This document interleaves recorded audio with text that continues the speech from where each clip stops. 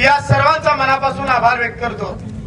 मित्रांनो, ज्या परवीन दादांनी महाराष्ट्रात अनेक मुलांना घडवण्याचे काम केले आणि त्याच व्यक्तीवर अक्कलकोट सारख्या पवित्र स्थानी या ठिकाणी अमोलराजे असतील, जन्मंजयराजे असतील यांच्या कार्यक्रमाला गालबोट लावण्यासाठी या ठिकाणी जो हल्ला घडवून आणला त्या हल्ल्याचा मी या प्रथम निषेध करतो। त्याचबरोबर दुसरी एक गोष्ट सांगतो, अमोलराजे गेल्या अनेक दिवस झाला हा अक्कलकोट महाराष्ट्रभर हिंदू मुस्लिम आणि इतर ठिकाणी बदनाम कसा होईल असाच प्रयत्न काही ठिकाणी सुरू आहे। मागे आपण बघितलं की अहमदनगरचा एक टट्टू आणून या ठिकाणी एका समाजाला टार्गेट करण्यात आलं। अजूनही तुम्हाला सांगतो, याच पद्धतीने इंदापूरचा हा टट्टू आणून या ठिकाणी परवीन दादावर हल्ला करण्यात आला। याचा मागचा मास्टर माइंड कोण आहे हे शोधणं मात्र आता गरजेचं आहे।